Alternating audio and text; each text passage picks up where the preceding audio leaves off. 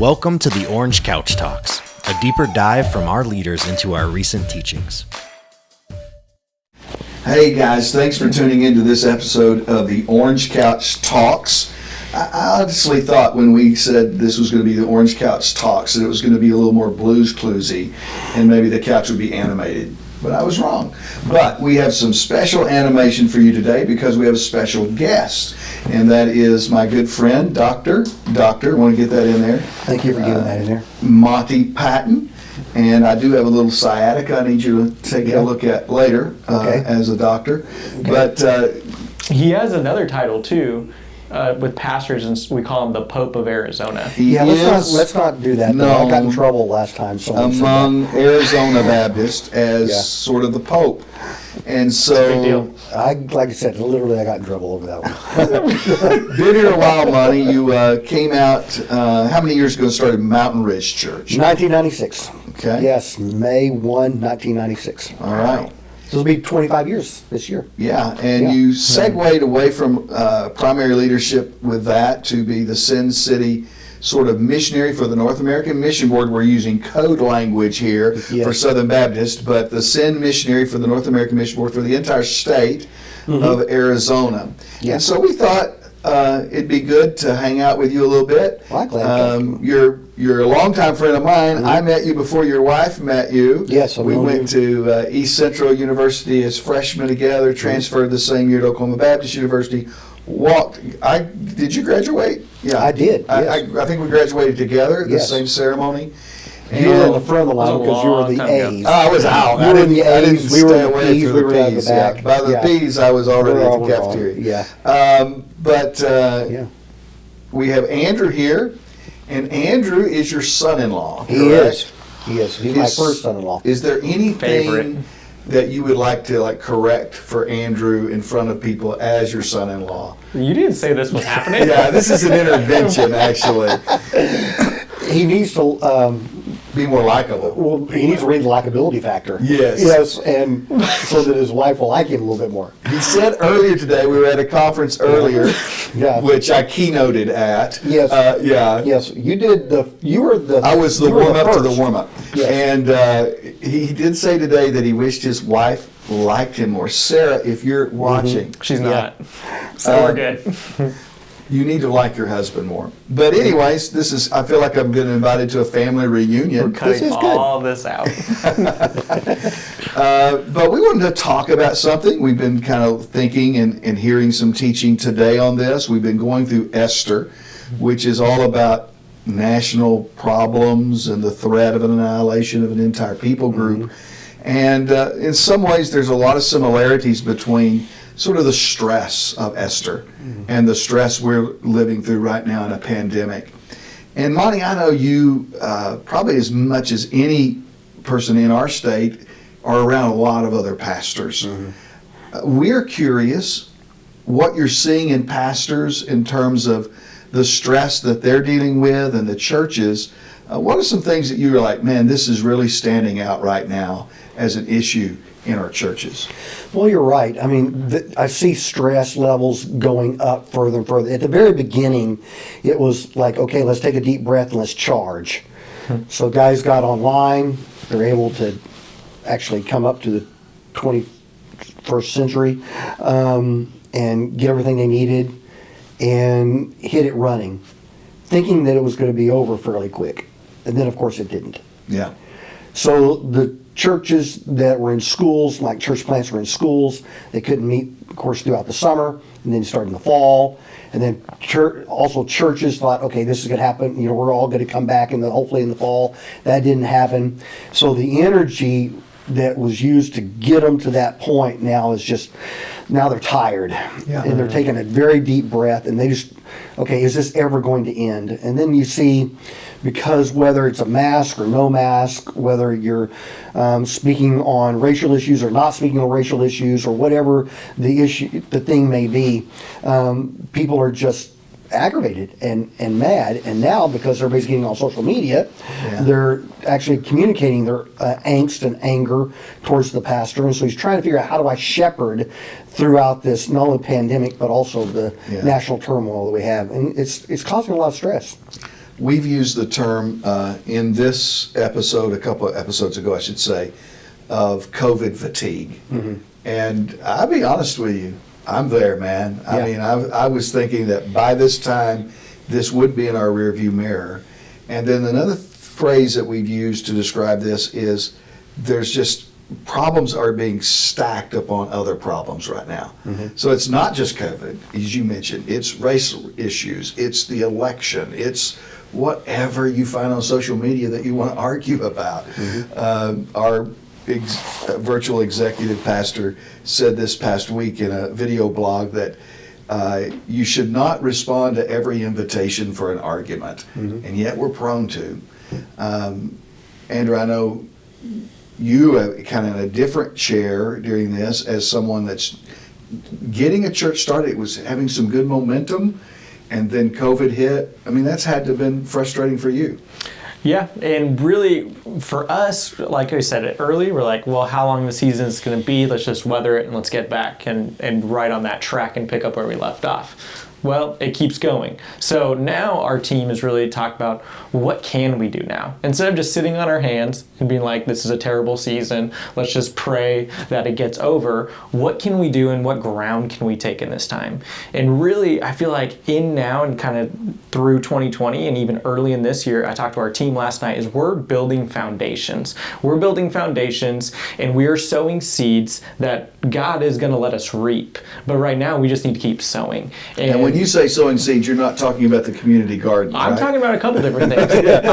I'm talking about our garden, because it's another way to hit our community, our digital presence and how we're increasing that, how we're putting time, effort, energy into, and then just our outreach to our community. We can't throw block parties right now. We can't do some of the, do some apartment outreaches that we want to do right now. So what can we do and how can we engage different people differently during this time to take ground? Yeah, I was talking to J.D. Greer earlier today, and he said the goalposts have changed, right? They've moved from what we used to, the measurables have changed, the wins have changed. So how we measure success in church has changed. And, you know, you relate that back to Esther in the Old Testament. Esther, I think the book of Esther, we've been saying, is like a real life lesson on how the sovereignty of God and human responsibility interact and intersect. And so God's sovereign over it all, but inside this little bubble, he's asking Esther and Mordecai to do certain things, and as a result, they get a certain result. You touched on something, Monty, earlier I want to go back on, that one of the things that pastors should be doing this during this time, and some of us honestly have had to pivot and do more of than we were doing before. You said shepherding. Yeah. Would you unpack that a little bit? Well, I think before COVID, everybody was concentrating on being a priest, which is more of that leadership role, and reading books on leadership, trying to There's be a the good best book leader. on leadership that just came out recently. Yeah. And if you Google bad bosses or on search for Amazon, I hear it's great. I heard that the author actually wrote that purely on their experience of how bad of a boss You they have to were. be a bad boss to Yeah. write that They book, wrote but that it's book. great. Anyways, And well, But- I've read about half of it, and I agree, it is a really good book. thank you. Shameless plug. If you can't plug your own stuff, who can you plug? Nobody else can do it. Nobody else can do it. But no, I mean, you got the priest, so you got that leadership, and everybody's concentrating on being a better leader, which leadership, everything rises and falls with leadership. We've heard that for years. But this has brought us back to the role of the shepherd. Of actually caring for people's souls. That it's not just about growth, it's not about budgets, it's not about buildings, it's not about all those things which we would measure that leadership. Yeah. Now it's about, okay, how am I going to disciple people? How am I going to love people through chaos and transition? How am I going to do that? And how am I going to shepherd people's soul and train people to shepherd other people so that you're not having to take on the whole role of this? Because one of the stresses that's happened through all this past year is an identity crisis. pastors for the longest time have had their identity on how many people they've had on Sunday. Yeah. Or the budgets that they've had. Well, when you take away the people and you take away a decrease in funds, you start going, okay, then who am I really?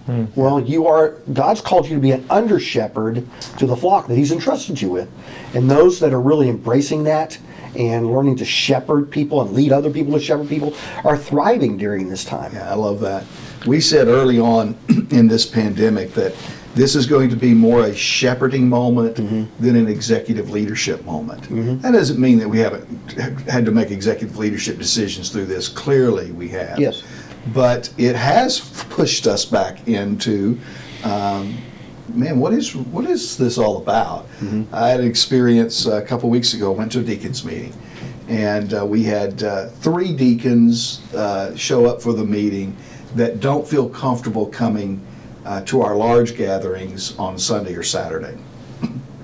And Monty, it was so weird that I enjoyed the deacons meeting, you know, all the deacon jokes out there. But what was weird about it for me, and I think it was a reflection of like something that was good for my soul, is when I saw those 3 dudes, I was like, man, I'm so glad to see them. I was like, it warmed my heart to see, you know, Leon or Steve or Mark or whoever. That was like, oh man, I miss those guys. Yeah. And it's, you know, those guys haven't stopped being Christ followers just because of a pandemic. They're still with us, but we don't see them in the room. And I gotta tell you, for pastors that, you know, if you may not be a pastor watching, but you probably know someone, right, that's a pastor that you can pray for, this is a challenging time. I'll be honest, you know, if we just measured in-house, I feel like we got set back at our church about 5 years. Yeah. Like, overnight, like, okay, I'm going to reel it back. And we didn't get set back 5 years because anybody had an affair or, you know, somebody stole money or all of the normal reasons why churches get set back. Or because we didn't have vision. We had all of that. But it got set back. And, you know, I know those of you watching here would be, like, really surprised that I'm even old enough to think about retirement. But I'm telling you, You got some gray in that beard. if I was 65 right now, Yeah. or 62, 62 and a half, it would be very tempting to, like, maybe somebody else needs to carry this ball across the finish line, because it is difficult for guys out there. But Sadly, I think that you're going to see a lot of that in 2021. yeah. 2020, everybody held on. No one wanted to leave because they didn't want to be that pastor that left their church during a pandemic. But I just got a text from a guy in our Thrive network about a church in our network that's closing its doors. And I think that and this was a new church start, I think there's going to be, unfortunately, those that tried to launch or were just already launched but barely moving into this time. It's just so difficult to get traction and momentum. So we need to pray for those guys. Yes. Our church was healthy going into it, strong enough that we can, you know, push our way through it, even though we may look a little different on the back side of it.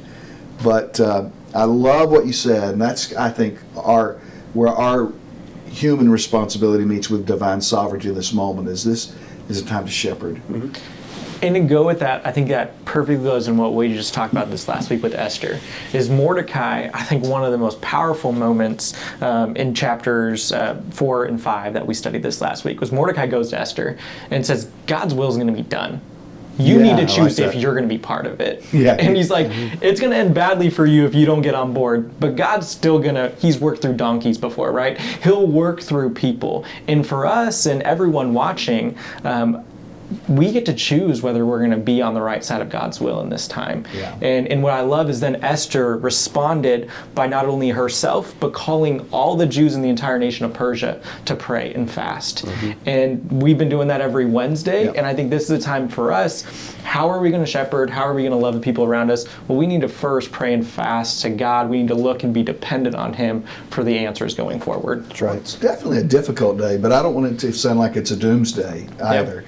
Because the church historically has done really well in times of crisis and times of persecution, wars and famines, pestilence, even pandemics. The church is going to do fine. I've said to our crowd in our room in Surprise that we're in the same level playing field the church is.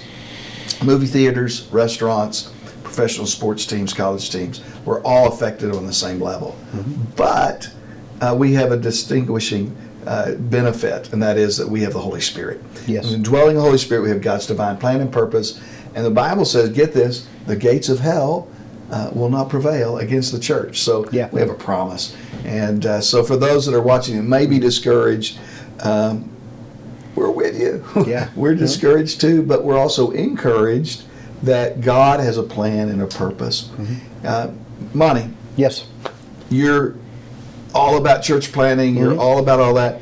Yes. Our church, we're trying to create this church planning culture in our church. End this episode with just like a thought about how important that is here in Arizona. About church planting in Arizona? Well, we were talking with some people today at this missions conference and reminding them that we have 330 people a day moving into our city, most of which have no relationship with Jesus Christ. Because 300 of them are coming from California. 300 today. of them, probably for the Bay Area. And so, with that many people moving in and that kind of lostness, when 9 out of 10 don't know Christ, we have such a need for church planters. And people hear church planting and they think, okay, I've got to do it vocationally. I've got to be a full-time church planter. And God does call full-time church planters. He did me. He did you, Jackie. He's done with Andrew. But he also calls guys out of the workplace to do bivocational planting, where they're working for Or their be a part of a employer. core team. Or be part of a core team and learn how to further the gospel within the context of the church. And we need people to do that, man. I don't mean to speak over you, but it's my episode, so You can do whatever you want. But one of the great things about COVID now is so many people get to work from home. They can live anywhere they want to live. So what if you lived in a particular place because you were there on mission to help plant a church? Some of you need to move to Laveen. Some of you may need to move over here closer to our Phoenix campus. What if you could live on mission? So we want to challenge you, encourage you. Yes. Hope you've enjoyed this episode. And until next week, have a great day.